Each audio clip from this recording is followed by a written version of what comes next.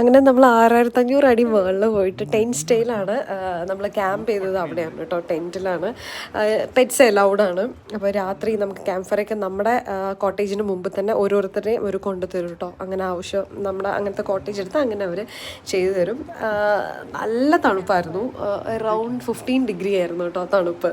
അപ്പോൾ നല്ല അടിപൊളി വൈബായിരുന്നു. അപ്പോൾ ഇതിൻ്റെ ഡീറ്റെയിൽസും കാര്യങ്ങളൊക്കെ വേണമെങ്കിൽ എനിക്കൊന്ന് കമൻറ്റ് ചെയ്യാൻ പറഞ്ഞു തരാം കേട്ടോ. പിന്നെ അവിടുത്തെ സ്റ്റാഫും പിന്നെ അവിടുത്തെ ഓണേഴ്സൊക്കെയാണ് നിൽക്കുന്നത്. ഒരു ഫാമിലി ഒന്നിച്ച് തുടങ്ങിയൊരു ക്യാമ്പ് സ്റ്റേ ആണ് കേട്ടോ.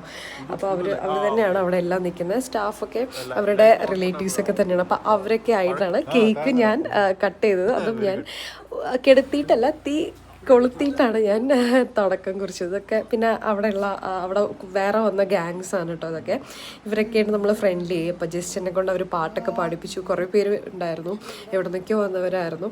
എല്ലാവരും കൂടെ അവരുടെ കൂടെ സ്ട്രേഞ്ചേഴ്സിൻ്റെ കൂടെ ആയിരുന്നു നമ്മൾ ബർത്ത്ഡേ കട്ട്